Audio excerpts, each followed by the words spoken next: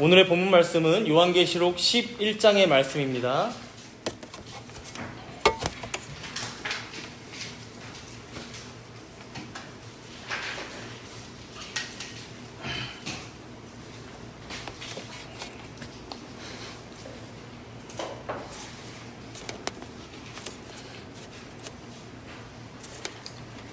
봉독은 요한계시록 11장 1절에서 13절까지만 하도록 하겠습니다. 제가 봉독합니다. 또 내게 지팡이 같은 갈대를 주며 말하기를 일어나서 하나님의 성전과 제단과 그 안에서 경배하는 자들을 측량하되 성전 바깥 마당은 측량하지 말고 그냥 두라. 이것은 이방인에게 주었음즉 그들이 거룩한 성을 42달 동안 짓밟으리라. 내가 나의 두 증인에게 권세를 주리니 그들이 굵은 베옷을 입고 1260일을 예언하리라. 그들은 이 땅에 주 앞에 서 있는 두 감람나무와 두 촛대니 만일 누구든지 그들을 해하고자 하면 그들의 입에서 불이 나와서 그들의 원수를 삼켜버릴 것이요 누구든지 그들을 해하고자 하면 반드시 그와 같이 죽임을 당하리라. 그들이 권능을 가지고 하늘을 닫아 그 예언을 하는 날 동안 비가 오지 못하게 하고 또 권능을 가지고 물을 피로 변하게 하고 아무 때든지 원하는 대로 여러 가지 재앙으로 땅을 치리로다. 그들이 그 증언을 마칠 때에 무적행으로부터 올라오는 짐승이 그들과 더불어 전쟁을 일으켜 그들을 이기고 그들을 죽일 터인즉 그들의 시체가 큰 성 길에 있으리니 그 성은 영적으로 하면 소돔이라고도 하고 애굽이라고도 하니 곧 그들의 주께서 십자가에 못 박히신 곳이라. 백성들과 족속과 방언과 나라 중에서 사람들이 그 시체를 사흘 반 동안을 보며 무덤에 장사하지 못하게 하리로다. 이 두 선지자가 땅에 사는 자들을 괴롭게 한 고로 땅에 사는 자들이 그들의 죽음을 즐거워하고 기뻐하여 서로 예물을 보내리라 하더라. 3일 반 후에 하나님께로부터 생기가 그들 속에 들어가매 그들이 발로 일어서니 구경하는 자들이 크게 두려워하더라. 하늘로부터 큰 음성이 있어 이리로 올라오라 함을 그들이 듣고 구름을 타고 하늘로 올라가니 그들의 원수들도 구경하더라. 그때 큰 지진이 나서 성 10분의 1이 무너지고 지진에 죽은 사람이 7천이라. 그 남은 자들이 두려워하여 영광을 하늘의 하나님께 돌리더라. 아멘.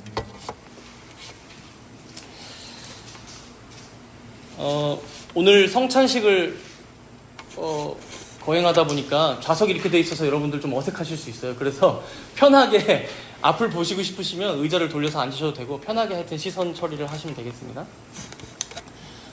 서로 보면 어색하잖아요, 그렇죠? 우리는 지금 6째 나팔과 7째 나팔이 불리는 그 사이 중간에 와 있죠. 지난주부터 와 있었습니다. 지난주 10장과 이번 주 11장 본문이 딱 6째 나팔 그리고 7째 나팔 사이에 위치하고 있는 말씀들이에요. 6째 나팔이 불렸지만 마지막에 어땠죠? 전혀 회개하지 않는 세상이 등장했죠. 그리고 그런 세상 가운데 교회인 우리들은 어떻게 살아가야 하는지 알려주시는 말씀이 바로 이 7째 나팔이 불리기 전까지 사이에 위치한 말씀이라고 지난주에 말씀드렸어요. 그래서 지난주에는 입에선 달지만 배에선 쓴 그 말씀을 너희 자신도 먹고 그리고 세상 가운데도 선포하고 전해야 한다. 그래서 계시록 10장 마지막 11절에 보시면 10장 11절에 보시면 그가 내게 말하기를 내가 많은 백성과 나라와 방언과 임금에게 다시 예언하여야 하리라 라고 말씀하셨죠. 그러니까 예언하기를 그치지 말고 계속해서 또다시 그 말씀을 전하는 자로 살아가야 한다. 그들이 회개하든지 회개하지 않든지. 이제 이어지고 있는 오늘 본문 계시록 11장은 그렇게 말씀을 전하는 교회의 모습이 어떠할지 그것을 알려주시는 말씀입니다. 7째 나팔이 울리는 마지막 날 전까지 교회의 모습이 어떠할 것인지 어쩌면 예언하고 계시는 말씀이죠. 그래서 그 첫 말씀이 이렇게 시작되고 있는데요. 11장 1절 함께 읽도록 하겠습니다. 또 내게 지팡이 같은 갈대를 주며 말하기를 일어나서 하나님의 성전과 제단과 그 안에서 경배하는 자들을 측량하되. 지금 요한에게 하나님께서 뭘 주신다고 말씀하시죠? 또 내게 지팡이 같은 갈대를 주며. 이거는 지팡이같이 긴 막대. 그래서 세 번역에는 뭐라고 아예 딱 되어 있냐면 측량자를 주셨다라고 합니다. 지팡이같이 긴 측량자, 지팡이 같은 측량자를 주셨다. 이걸 주시고서 그래서 뭘 하라고 하시나요?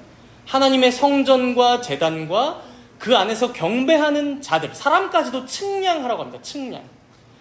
여러분 보통 어떤 건물을 측량하는 목적이 뭔가요? 측량은 이제 사이즈를 재는 거죠. 가로, 세로, 높이, 뭐 그래서 넓이가 어떻게 되는지. 여러분 어디 부서진 곳은 없는지, 그래서 보수할 곳이나 수리할 곳은 없는지 사이즈를 재보고 인테리어를 다시 하려고 하는 거예요. 측량한다는.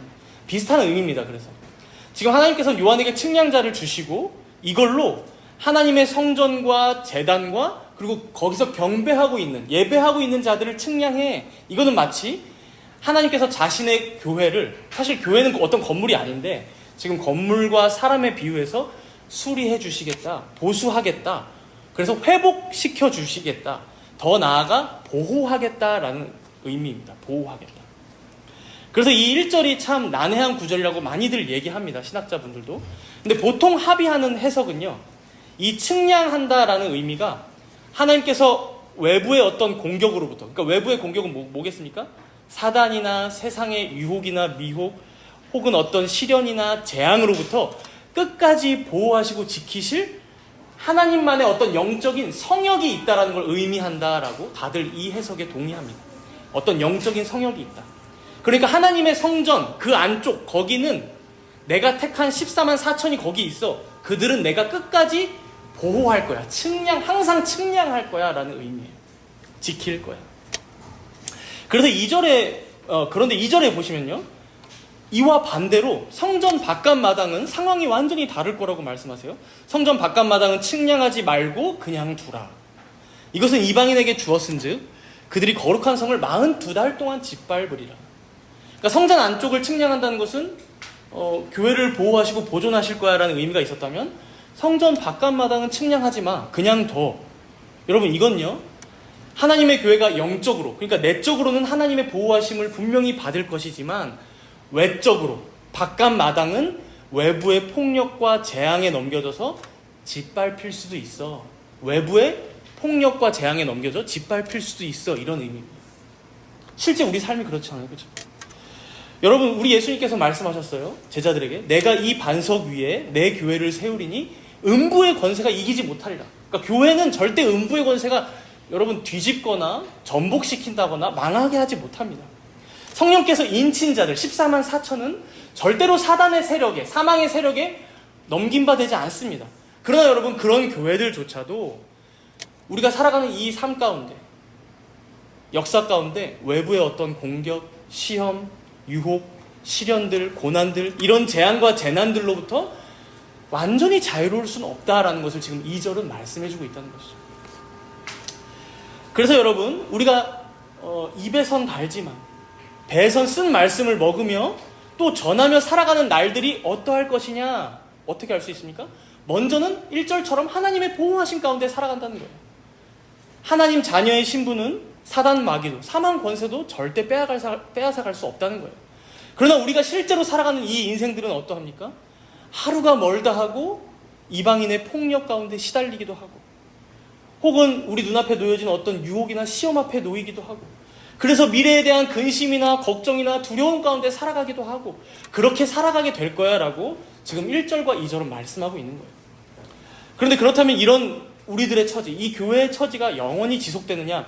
그렇진 않다라고 말씀하시죠. 2절 뒷부분에 보니까 몇 달 동안이라고 합니까? 42달 동안. 여러분 42달은 몇 년입니까? 3년 반이죠. 3년 반. 근데 문자적인 의미의 3년 반은 아니겠죠? 동일한 맥락으로 3절에 보시면 이렇게 말씀하고 계신데요. 3절 함께 읽어볼까요? 내가 나의 두 증인에게 권세를 주리니 그들이 굵은 베옷을 입고 1260일을 예언하리라. 기다리고 있었나 봐요. 먼저는 하나님의 교회를 지금 뭐에 비유하고 있나요? 두 증인. 그렇죠? 두 증인에게 비유하시면서 교회를, 앞에 나왔던 그 교회를, 그들에게 권세를 줄 건데 그들이 굵은 베옷을 입고 1260일을 예언하리라. 여러분 여기서 1260일이 아까 말했던 몇 달과 똑같을까요? 한 달을 30일로 계산하면 곱하기 42 하면 1260이 나옵니다. 42달과 똑같죠. 그러니까 앞의 내용과 이어서 생각해보면 이런 겁니다.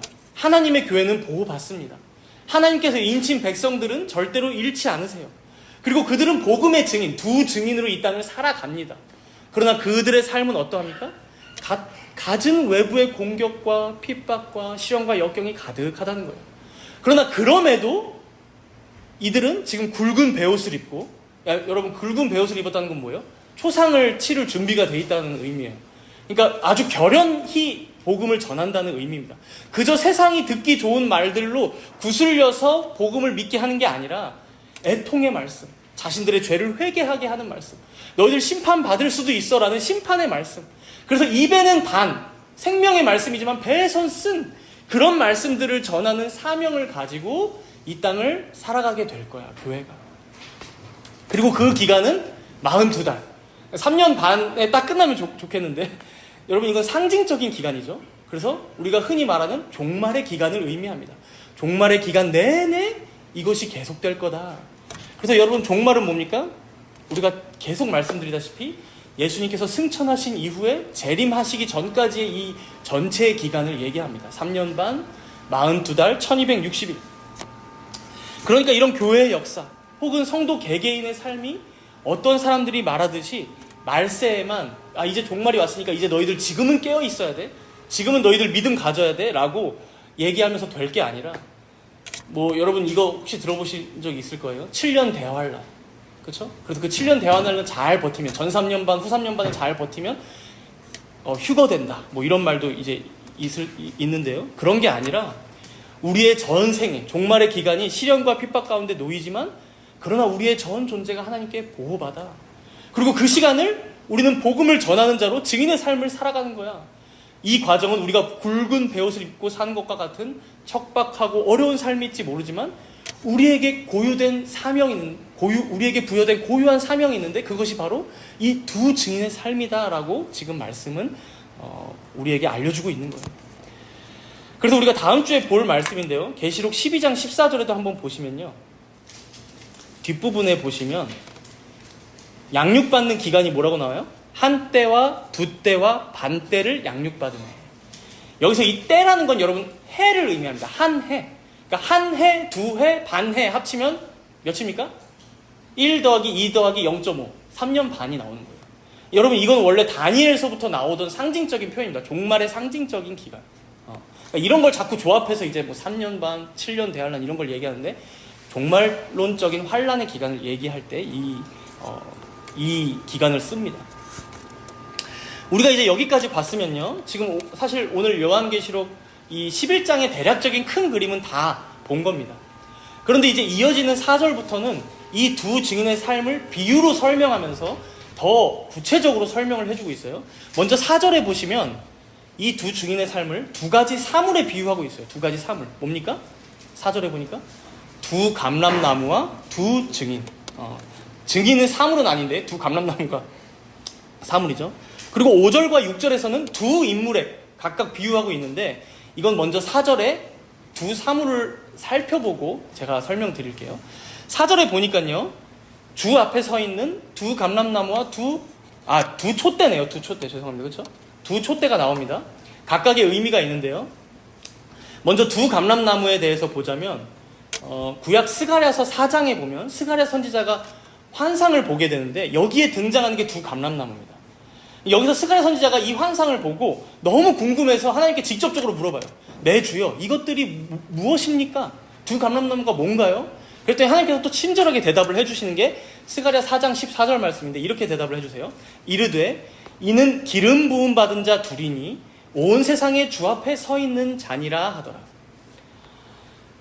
기름 부음 받은 자 둘, 온 세상의 주 앞에 서 있는 자, 비슷하죠 오늘 본문이랑. 여러분 당시 스가랴 선지자는요, 학개 선지자와 함께 바벨론 포로기 70년을 마치고 예루살렘으로 돌아와서 예루살렘 성전을 재건하던 중에 있었던 선지자입니다. 학개 선지자와 함께. 그래서 여기서 두 감람나무는 성경 안에서 감람나무다 할 때는 원래 지도자들을 의미하거든요. 그래서 두 감람나무, 기름 부음 받은 자 둘이다 했을 때에는 당시 이스라엘의 지도자 2명을 의미하는 걸로 우리가 볼 수 있어요. 그래서 당시 지도자들이 누가 있었나 보면 이스라엘 백성들을 다 이끌던 총독이 스룹바벨이라는 사람이 있었습니다. 스룹바벨. 그리고 이스라엘 백성들 전체를 관장하던 대제사장이 있었는데 여호수아라는 이름을 가진 대제사장이 있었습니다. 우리가 여호수아서 봤던 여호수아는 아닙니다. 그래서 결국 여러분 이 두 감람나무는 이 두 명을 의미하는 거예요. 스룹바벨과 여호수아. 즉 오늘 본문의 두 증인의 삶이 이 두 감람나무, 즉 스룹바벨과 여호수아 같을 거야 라고 말씀하신 의미가 뭘까요? 여러분, 하나님께서 스가랴의 시대 가운데 이들을 붙잡고 사용하셔서 그의 성전과 교회들을 재건하셨죠. 그것처럼 내가 각 시대 가운데 두 증인을 다 세우고 내가 들었을 거야 라는 의미예요. 각 시대 가운데 내가 들어쓰는 두 증인, 두 감람나무와 같은 자들은 항상 있어. 그게 내 교회야 라고 말씀하신다는 거예요. 그래서 이어서 두 번째 사물 두 촛대가 이어서 나오는 거예요. 여러분, 계시록 앞부분에서 일곱 촛대를 봤었죠. 일곱 촛대. 여러분, 일곱 촛대는 뭘 상징했었나요? 일곱 촛대 사이를 거니시는 인자 같은 이게 뭐였나요? 교회 가운데 함께 임재하셔서 다스리시고 보호하시는 예수님을 의미한다고 했잖아요. 그러니까 일곱 촛대는 뭔가요? 교회죠. 교회를 의미하죠. 그래서 여러분 계시록 2장과 3장에 이어서 일곱 촛대를 상징하는 일곱 교회에게 편지를 보내기 시작하잖아요. 그렇죠? 그럼 우리가 여기서 궁금합니다. 왜 여기서는 일곱 촛대라고 안 하고 굳이 두 촛대라고 하냐는 것이죠. 어떤 사람들은 그 계시록 2장과 3장을 읽어보면 일곱 교회 중에 칭찬만 받은 교회는 두 교회밖에 없어서 그 두 교회만 의미하는 거다라고 얘기하기도 하는데, 여러분 그거는 좀 잘못된 접근 방식인 것 같아요. 왜냐면 이미 다 교회가 된 자들이고 때로는 칭찬도 받고 때로는 이제 책망도 받는 것이지 교회가 아닌 것은 아니니까요. 그렇죠? 그러면 왜 두 촛대인가? 여러분 오늘 본문에 보면요, 중요하게 부각되는 숫자가 나오죠. 숫자 2예요. 2. 계속 두 증인, 두 감람나무, 두 촛대예요. 그렇죠? 여러분 성경 여러 곳을 보면요, 이 둘이라는 의미는 증인이라는 의미가 있습니다. 증인. 여러분 구약에서 어떤 재판이 있을 때요, 죄인의 죄를 입증할 때 요즘은 여러분 뭘 트나요? CCTV를 틀죠. 옛날 같으면 CCTV가 있습니까? 없으니까 한 사람의 말만 믿고는 어떤 사람을 죄인이라고 판결을 내릴 수가 없어요. 최소한 두세 사람의 입. 그렇죠? 그렇게 증언이 일치했을 때 어떤 사람의 혐의를 입증할 수가 있게 되는 거예요. 여러분 교회 안에서도 마찬가지예요. 권징과 치리가 필요할 때도 예수님께서 그래서 마태복음 18장에 보면 두세 사람의 입으로 가서 너 지금 죄 짓는 거니까 좀 하나님 앞에서 정말 돌이키고 같이 회개하지 않을래? 이렇게 얘기하라고 하는 거죠. 왜냐면 한 사람의 입은 다른 사람을 그냥 휘두를 수 있는 거니까. 그래서 최소한 두세 사람, 2명 이상입니다. 여러분 복음을 전할 때도 마찬가지예요. 예수님께서 생전에 자기 제자들을 전도를 내보낸 적이 있어요. 누가복음 10장 1절에 보면 이런 말씀이 나와요. 주께서 따로 70인을 세우사 친히 가시려는 각 동네와 각 지역으로 둘씩 앞서 보내시며, 그러니까 본인이 이제 가실 동네와 지역이 있는데 거기에 먼저 누구를 보내요? 자기 제자들 70인 중에 2명씩 둘씩 짝지어서 각 지역들로 흩어보냈다는 거죠. 여러분 둘씩 보낸 의미가 있다는 거예요. 한 명이 가서 복음을 전할 때는 이거를 긴가민가? 믿을만한가? 잘 모른다는 거예요. 그런데 2명이 와서 말하면 그것이 상호 보완이 되고 믿을만한 증언이 된다는 거죠. 그래서 두 증인, 두 감람나무, 두 촛대입니다. 이제 이 내용들을 그래서 우리가 적용해 볼까요? 하나님께서 여러분 이 땅에 교회를 세우실 때요, 우리를 두 감람나무와 두 촛대 같은 자들로 세우셨다는 거예요. 먼저는 하나님께 사명을 받은 두 감람나무, 즉 스룹바벨과 여호수아와 같은 자들로 우리를 세우셨다는 거예요. 이 시대 가운데. 그리고 또 두 촛대, 즉 두 증인의 사명을 받은 교회로 우리를 세우셨다는 거예요. 그리고 이것이 이어지는 5절과 6절에 보면요, 이제 두 인물에게 비유되어서 좀 더 설명이 되는데요, 우리 5절과 6절을 읽는데 여러분들 읽으면서 여러분들의 성경 지식을 총동원해서 과연 어떤 인물 2명을 상징하고 있는 것인지 한번 생각해 보세요. 우리 5절과 6절 읽겠습니다. 만일 누구든지 그들을 해하고자 하면 그들의 입에서 불이 나와서 그들의 원수를 삼켜버릴 것이요, 누구든지 그들을 해하고자 하면 반드시 그와 같이 죽임을 당하리라. 그들이 권능을 가지고 하늘을 닫아 그 예언을 하는 날 동안 비가 오지 못하게 하고 또 권능을 가지고 물을 피로 변하게 하고 아무 때든지 원하는 대로 여러 가지 재앙으로 땅을 치리로다. 여러분 두 명 누가 떠오르십니까? 모세는 쉬운가 봐요. 모세는 바로 얘기해요. 한 명 더 누굴까요? 먼저 설명되고 있는 사람은 여러분 엘리야입니다. 엘리야 선지자입니다. 여러분 엘리야 선지자는요, 패역한 아합 왕과 그리고 왕비 이세벨의 시대에 활동했던 선지자였죠. 그래서 얼마나 그 시대가 우상 숭배가 가득한 시대였는지 하나님께서는 이 엘리야 선지자를 통해서 하늘에서 큰 불을 2번이나 내리셨어요. 한 번은 아합 왕이 엘리야 선지자를 잡아오라고, 사실 데려오라고 한 건데 50명의 군사들을 보냅니다. 그걸 보고 엘리야 선지자를 통해서 불이 내려와서 50명의 군사들이 다 타서 죽어요. 그래서 그 다음 온 50부장은 빌어요. 우리가 당신을 해하러 온 게 아니라 그냥 데리러 온 거니까 우리를 죽이지 말아달라고. 그래서 이제 같이 갑니다, 엘리야 선지자가. 두 번째는 850명의 바알 선지자들 그리고 아세라 선지자들과 이제 싸워서 누구 재단에 불이 내려오느냐 싸워서 이제 엘리야 선지자가 거기서 승리하게 되는 사건이죠. 불이 하늘에서 내려온다라 하면 여러분 엘리야 선지자입니다. 그리고 그래서 5절에서 이제 불로 태울 것이다, 재앙을 내리겠다 말씀하셨던 거고, 6절에 이어서 보면 또 엘리야 선지자를 설명하는데 하늘을 닫아서 비가 오지 못하게 한 적이 있었습니다. 물론 아합 왕의 시대 때 우상 숭배가 가득했을 때 하나님께서 그 땅에 심판을 주시고 이제 회개하도록 하나님께서는 재앙을 내리신 것이죠. 돌이키라는 것이죠. 3년 반 동안 이때 비가 오지 못하게 하신 적이 있어요. 그리고 이제 6절 중반부에 보면요, 물을 피로 변하게 하고 또 언제든지 여러 가지 재앙으로 땅을 친다. 이게 정확히 딱 모세죠. 그래서 첫째 재앙, 물을 피로 변하게 하는 것, 나일강을. 그리고 이후에 10가지 재앙으로 이제 한 것이죠. 여러분 모세도 비슷합니다. 엘리야 선지자와. 하나님의 백성들이 애굽에 붙잡혀서 갖은 고역을 다하고 있었을 때 모세는 하나님의 뜻을 받들어 그것을 바로에게 가서 전하는 선지자였죠. 그러나 바로와 애굽이 그 말을 듣지 않자 물을 피로 변하게 하시고 재앙을 내리시고 그들을 치신 것이죠. 여러분 이것 또한 이 애굽 가운데 하나님께서 어떠한 분이신지, 유일하신 하나님이신 그 여호와 앞에 복종하고 돌이켜야 함을 나타내고 선포하는 그 증인의 사명을 감당했던 게 바로 모세다라고 지금 말씀하고 있는 거예요. 그러니 여러분 잘 생각해 보십시오. 지금 두 감람나무로 비유되었던 스룹바벨과 여호수아, 그리고 또 두 촛대로서의 교회의 증언 사명, 그리고 각 시대 가운데 우상 숭배와 싸웠던, 비진리와 사단의 권세와 홀로 맞서 싸웠던 누굽니까? 엘리야와 모세. 어쩌면 우리가 읽기에는 대단한 인물들, 대단한 상징들이 여러분 지금 뭐에 비유되고 있습니까? 주님의 교회에 비유되고 있어요. 하나님의 교회에게 비유되고 있어요. 더 구체적으로 하자면 여러분들 지금 한 명 한 명에게 이 비유가 적용되고 있는 거예요. 여러분들 한 명 한 명이 스룹바벨이고 지금 스가랴 선지자고 학개 선지자고 하나님께서 세우신 여호수아고 그리고 그 시대 가운데 우상 숭배와 싸웠던 엘리야 선지자고 모세 선지자라고 지금 얘기하고 있는 거예요. 하나님께서. 여러분 애굽의 시대에는 모세가, 아합의 시대에는 엘리야가, 포로 귀한 시기에는 스룹바벨과 여호수아가, 예수님의 시대에는 사도들이, 초대교회 시대에는 7교회가 있었어요. 7 촛대로 비유되는. 그렇다면 여러분 21세기 이 시대에는 누가 있습니까?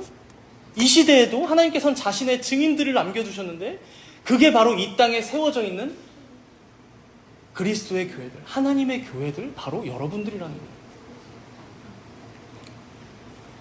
애굽의 시대에도 지금의 시대에도 세상은 여전히 그 누구도 하나님에 관심 없고 진리도 외면하고 복음을 비웃지만 그런 중에도 하나님께서는 자신의 진리를 담아두고자 보존시키시사 지켜나가시고자 여러분 어쩌면 겉으로 보기에는 질그릇 같은 여러분들 한 명 한 명에게 이 진리를 담아두신 거예요. 복음을.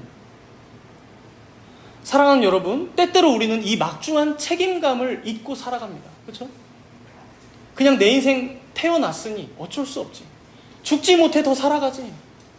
그러나 여러분 우리가 몇 장 전에 봤었잖아요. 요한계시록 몇 장 전에. 여러분 죽지 못해 더 살아가는 건 죄인들이 하는 삶입니다. 살아가는 삶이에요. 죄인들이 하는 한탄입니다. 소망 없는 죄인들, 절망 가운데 살아가는 죄인들이 하는 한탄이에요. 진리를 모르고 복음을 모르는 자들이 하는 한탄. 여러분, 그렇다면 성도는 어떠해야 합니까? 성도는 여기 우리가 왜 살아가고 있는지 그 목적을 분명하게 알고 살아가는 자들입니다. 우리의 결국을 아는 자들이에요. 장차 올 것을 바라보며 살아가는 자들입니다. 그럼에도 이 현실 가운데 주님이 우리를 두셨으니 이 현실을 충실하게 살아가는 자들이 바로 우리들입니다. 그냥 저냥 향방 없이, 목적 없이, 정처 없이 대해 가운데 떠도는 배가 아니라는 거예요, 여러분. 우리가 요한계시록의 말씀을 보면서 뭘 배우고 있습니까? 세상의 종말이 어떻게 될지를 여러분 새롭게 배웁니까? 우리? 혹은 우리 주님이 몇 날 몇 시에 오실지 막 여기서 막 저희가 서로 막 나눕니까? 여러분, 아닙니다. 지난주에도 봤지만 감추어진 것들에 우리는 관심을 두지 않습니다. 세상의 종말은 어쩌면 간단해요. 일곱째 인이 떼어지는 모습을 보면 알 수 있어요. 일곱째 나팔이 울리는 모습을 보면 알 수 있죠. 요한계시록 19장, 20장, 21장, 22장 보면 더 자세하게 알 수 있어요. 여러분, 우리 주님 오십니다. 그리고 영원한 하나님의 나라가 임해요. 그리고 끝입니다, 여러분. 종말은 간단해요. 그럼 무엇입니까? 이 종말, 이 결국을 아는 자들이 이제 우리에게 당해져 있는 이 현실을 어떻게 살아갈 것이냐, 그것을 우리는 요한계시록 말씀을 통해 배우는 거예요. 그래서 요한계시록은 뜬구름 잡는 말씀이 아닙니다. 그저 미래를 예측하는 용도로 활용할 말씀들이 아닙니다. 두 증인으로서의 이 현실을 우리가 어떻게 살아갈 것인지 우리는 그것을 오늘 말씀을 통해서도 확인하고 있잖아요. 얼마나 확실하게 우리 주님이 자신의 인친자들 그 14만 4천을 측량할 것인지 보호할 것인지, 그것을 오늘 말씀에서도 우리가 확인하고 담대하게 세상에 나아가서 살아가는 것이죠. 여러분들이 왜 지금 숨쉬며 살아가고 있는지, 왜 존재하고 있는지 여러분 이 목적을 잊지 마시기 바랍니다. 물론 우리가 지금까지 비유되었던 대단한 인물들이라고 알려졌던 모세도, 엘리야도, 스룹바벨이나 여호수아도, 심지어 예수님의 제자들도 여러분 다 자기 시대 때 자기의 인생 가운데 넘어지고 쓰러지고, 그래서 불신앙하고 불평하고 지쳐서 저는 더 못하겠습니다, 저보다 더 잘난 애, 저보다 더 말 잘하는 애, 저보다 더 뛰어난 애, 저보다 더 젊은 애 보내주세요. 여러분 다 그렇게 한 번씩 말했던 경험들이 있는 사람들이에요. 그럼에도 여러분 그런 내용들까지도 다 기록되면서 여기에 교회의 이들을 상징하고 있는데 쓰시는 이유가 무엇일까요? 여러분, 그런 인생들을 끝까지 포기하지 않으시고 놓지 않으시고 사용하셨던 하나님께서 그런 너희들도, 그들과 같은 인생인 너희들도 내가 포기하지 않을 거야. 그런 그들이라도 그 시대 가운데 내가 들어서 썼던 것처럼 내가 이 시대 가운데에는 너희들을 들어서 쓸 거야 라고 말씀하시는 거예요. 그러니 사랑하는 여러분, 사람의 힘으로는 하지 못하지만 하나님께서는 하실 것을 기대하시기 바랍니다. 그 은혜를 사모하시기 바랍니다. 그 말 안 듣는 인생들과도 함께 하셨던 하나님께서 여러분들과 함께 하실 것입니다. 마치 나 혼자 남은 것처럼 외로워서 지쳐 있을 때에도 하나님께서는 야, 저기 바알과 아세라에게 무릎 꿇지 않은 7천이 더 있다, 여러분 말씀하셨잖아요. 그러니 여러분 우리가 할 것은 무엇입니까? 우리에게 맡겨진 이 사명을 잊지 않는 거예요. 이 하나님 백성의 정체성을 놓치지 말고 하나님께서 결국 다 이루실 것을 바라보면서 그 결국을 소망하면서 주님만 신뢰하며 살아가는 것입니다. 그렇게 증인된 자로서 입에서 단 그 하나님의 생명의 말씀을 계속해서 먹고 전하면서 두 증인된 자로서의 증언의 삶을 살아가는 것입니다. 우리 본문 7절을 읽어볼까요? 7절입니다. 그들이 그 증언을 마칠 때에 무적행으로부터 올라오는 짐승이 그들과 더불어 전쟁을 일으켜 그들을 이기고 그들을 죽일 터인즉. 무적행으로부터 올라오는 짐승이 두 증인과 전쟁을 벌이는데 심지어 이기고 그들을 죽인다고 합니다. 여기서 이 짐승들은 구약의 다니엘서부터 하나님에게 대항하는, 하나님에게 반하는 죄와 사단과 사망의 세력, 음부의 권세를 상징하고 의미한다고 볼 수 있습니다. 물론 여기서 두 증인, 이제 교회의 죽음으로 비유되고 있는 내용은 우리가 앞에서 이미 봤지만 교회나 성도들의 영원한 파멸이나 패망을 의미하는 것은 절대 아닙니다. 그러나 분명한 것은 우리가 2절에서도 봤지만 역사 가운데 교회와 성도들을 이들이 핍박하고 박해하면서 결국엔 다 짓밟고 억누르고 죽이기까지 하는 일들도 벌어질 수 있다는 거예요. 이어서 8절에 보니까요. 그들의 시체가 큰 성길에 전시해 두듯이 있는데 여기에 영적으로 보니까 어디랍니까? 소돔이라고도 하고 애굽이라고도 하고. 그렇죠? 여러분, 소돔은 의인 10명이 없는 도시였어요. 지독히도 타락한 성읍을 의미하죠. 천사가 가서 복음을 전하려고 갔는데 할 수만 있으면 천사들까지도 데리고 나와서 죄를 범하려고 했던 도시가 소돔이었습니다. 그러니까 죄인들의 세상이 이처럼 처참하다라는 걸 보여주죠. 애굽은 또 어떻습니까? 하나님 백성들이 심한 박해와 핍박, 고역을 다 당하는 곳입니다. 그래서 무려 400년을 그렇게 지낸 것을 통해서 교회와 성도들의 삶이 얼마나 고달프고 힘들 수 있는지를 반증해주는 비유이겠죠. 그래서 9절에 보십시오.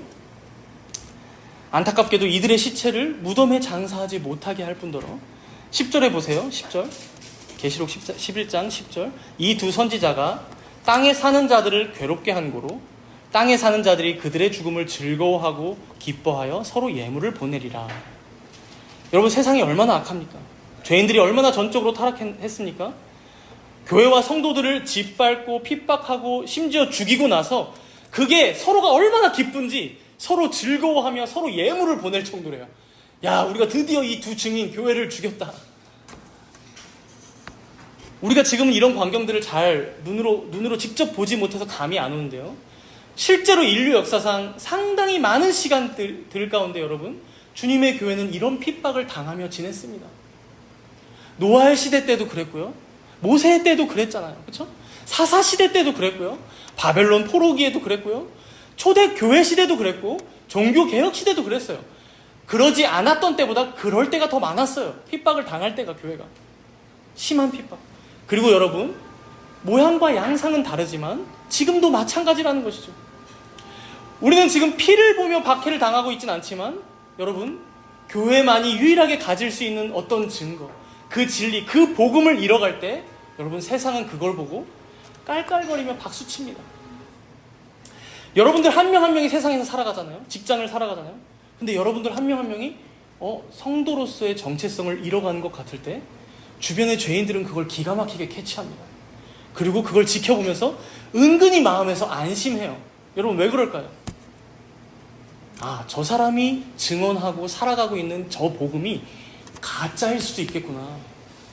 내가 멸망당한다는 그 심판의 복음이 진리가 아닐 수도 있겠네? 쟤도 저러는데 뭐. 여러분, 거기서 위안과 평안을 얻는 거예요. 거짓 평안을. 그들은 저들이 믿는다는 하나님이 저 사람 보니까 살아 계시겠어. 안 살아 계신가 봐. 안심하는 거예요. 여러분들의 존재 자체가요, 세상은 괴로워요. 여러분들이 그냥 있는 것 자체가 괴로워요. 세상은.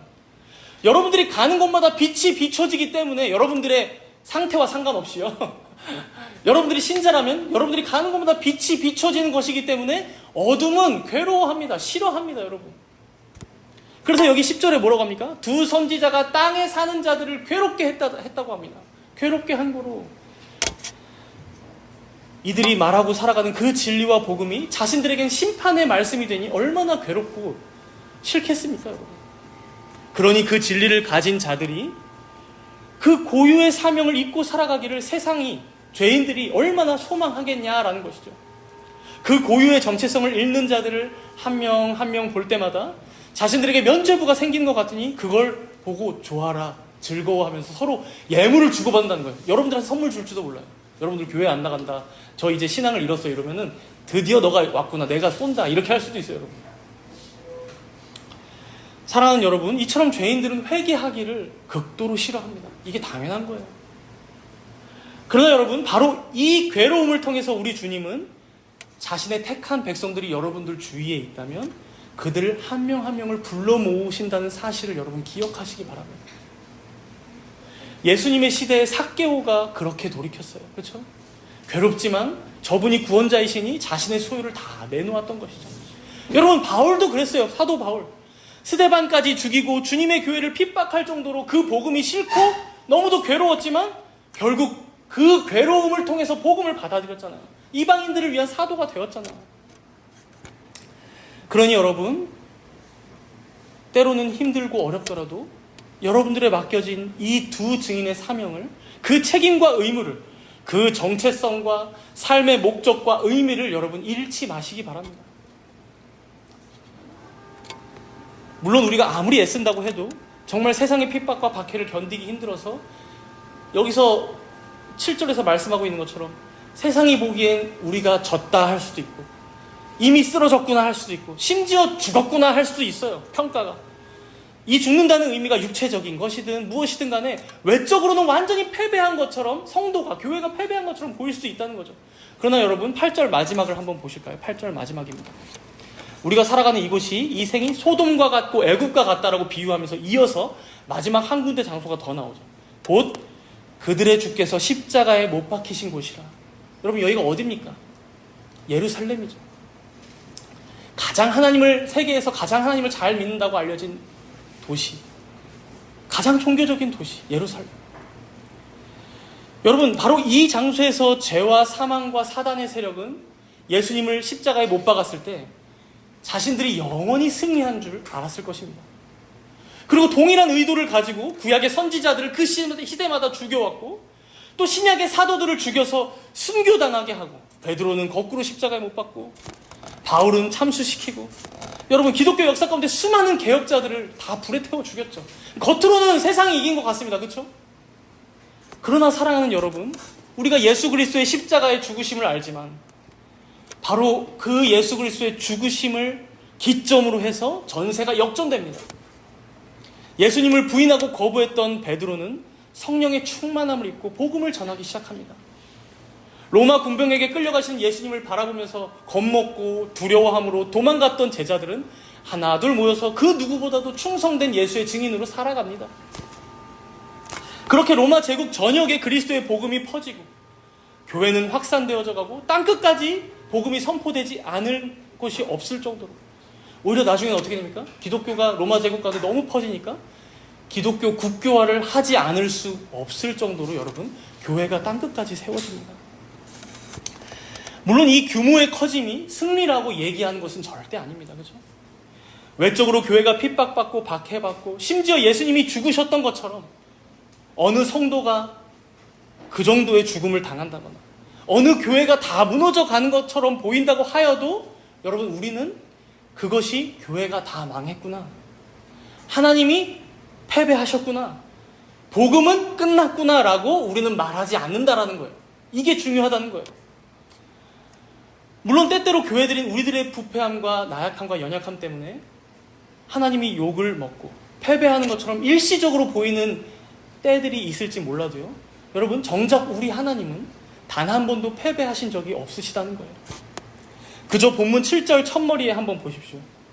11장 7절 첫머리에 뭐라고 나옵니까? 그들이 그 증언을 마칠 때에. 여러분 하나님께서 맡기신 사명을 다 완수했을 때에 증인들은 사역을 마치고 떠난 것뿐입니다. 사단의 권세가 강해서 하나님의 교회를 그리고 성도를 파멸시키고 죽인 게 아니라 오히려 성도 입장에서 임무를 다 완수했으니 하나님께서 부르신 거예요. 여러분 기독교 역사 가운데 수많은 순교자들을 우리는 이 시각으로 봐야 한다는 거예요. 여러분 로마 황제의 권세가 강해서 그들이 죽음을 당했던 게 아니라 바벨론 왕의 힘이 세서 포로로 끌려갔던 게 아니라 세상의 핍박과 박해가 너무 강해서 우리들이 죽임을 당하는 그 일들까지 벌어지는 게 아니라 여러분 그저 하나님께서 주신 사명을 다 마쳤을 때 이제 그때 하나님께서는 자신의 택한 14만 4천을 부르시는 거죠. 오히려 자신의 품에 와서 이제는 안식해라 쉬어라 라고 말씀하시는 거죠. 여러분 그래서 수많은 순교자들은 바로 이 믿음을 가지고 죽음을 담담하게 받아들였던 것입니다. 이처럼 우리가 이 땅에서 패배하는 것 같아도 설사 죽음으로 우리의 생이 귀결된다고 해도 사랑하는 여러분 이것이 바로 교회의 승리요 하나님의 승리임을 꼭 기억하시기 바랍니다. 그리고 이것을 오늘 본문 17절과 18절은 이렇게 찬양합니다. 마지막 7째 나팔이 불리면서 찬양하는 내용인데 우리 이 두 절 읽고 마치도록 하겠습니다. 17절과 18절입니다. 읽겠습니다. 이르되 감사하옵나니 옛적에도 계셨고 지금도 계신 주 하나님 곧 전능하신 이여 친히 큰 권능을 잡으시고 왕노릇 하시도다. 이방들이 분노하매 주의 진노가 내려 죽은 자를 심판하십니다. 종 선지자들과 성도들과 또 작은 자든지 큰 자든지 주의 이름을 경외하는 자들에게 상 주시며 또 땅을 망하게 하는 자들을 멸망시키실 때로소이다 하더라. 결국 우리는 장차 영원히 찬송하게 될 이 말씀의 내용을 믿으며 우리에게 맡겨진 지금의 현실을 살아가는 자들입니다. 그러니 두 증인 되신 여러분, 옛적에도 계셨고 지금도 계신, 장차도 영원히 왕노릇하실 이 삼위 하나님을 온전히 신뢰하며 살아가시길 바랍니다. 세상의 모든 역사는 그가 심판할 자들을 마땅히 심판하시고 그가 구원할 자들을 은혜로 구원하신 가운데 영원토록 그가 홀로 영광 받으시는 이 결말로 마치게 될 것입니다. 이 하나님을 전적으로 신뢰하며 두 증인으로서 주님의 교회와 하나님의 백성으로서 이 증언의 삶을 끝까지 살아가시는 모든 정다문교회 성도님들 되시기를 축복합니다. 우리 함께 기도하도록 하겠습니다.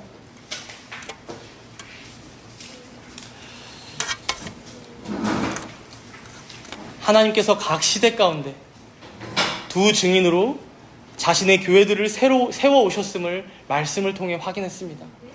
그리고 동일하게 이 시대 가운데 다른 사람이 아닌 바로 우리들 한 명 한 명을 자신의 교회로 두 증인으로 세우셨습니다. 우리가 얼마나 이 증인된 자의 정체성을 갖고 살아가고 있었는지 각자 되돌아보겠습니다.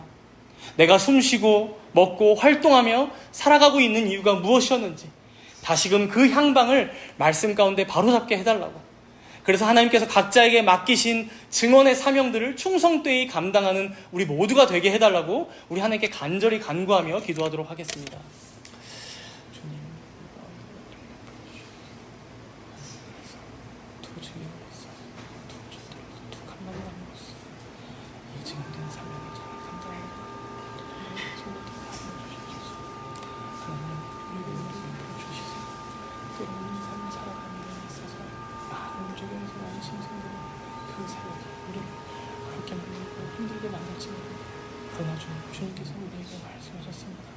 하나님 14만 4천을 꼭 주님께서 보호하시고 또한 보호하실 뿐만 아니라 결국에 그 영원한 영광 가운데 쫓아오신다고 말씀하셨습니다. 그러니 이 땅에서 삶 가운데 우리가 이 천의 삶을 끝까지 놓치지 않고 온전히 충성되게 주님께서 주신 사명을 잘 감당하며 살아가는 모두가 될 수 있도록 하나님 인도하여 주시옵소서. 주님께 주시옵소서.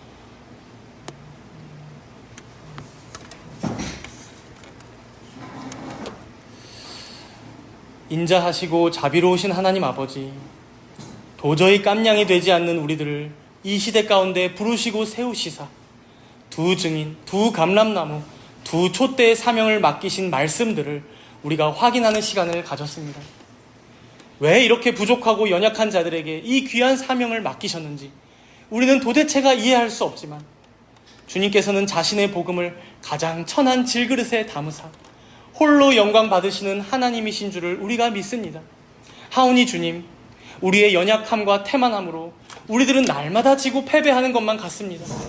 그러나 그런 중에도 우리 주님은 한 번도 패배하지 않으시며 자신의 뜻하시고 작정하신 모든 뜻과 경륜을 하나씩 이뤄가고 계신 줄 또한 우리가 믿습니다.